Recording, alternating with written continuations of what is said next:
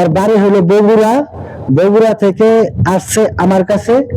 কেন আসছে আমি একটুখানি শুনবো তার মুখে। কেন ওই কথা? আমি আসছি মানে বিয়ের জন্য আসছি ভাইয়ের কাছে, যে ভাইয়ার কাছে আসছি, ভাইয়া একটা ব্যবস্থা করে দিবে। আমি গরিব ঘরের মেয়ে, আমি একটা ভালো পাত্র হলে বিয়ে করব। যদি কোনো ভাই বিয়ে করতে ইচ্ছুক থাকেন এই আপুটাকে, তাহলে আপনারা কমেন্ট বক্সে আপনাদের নাম্বার দিবেন।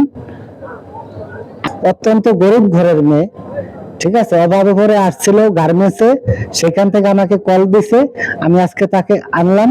যদি আপনারা কেউ একে বিবাহ করতে চান আমার ইনবক্সে যোগাযোগ করবেন। যদি তোমাকে কোনো যে বউ নাই বা বউ ধরো মারা গেছে এরকম হলেও তো তোমার হবে। হ্যাঁ, এরকম হলেও হবে, যদি বয়স বেশি হয় তারপরে সমস্যা নাই, হবে ইনশাল্লাহ।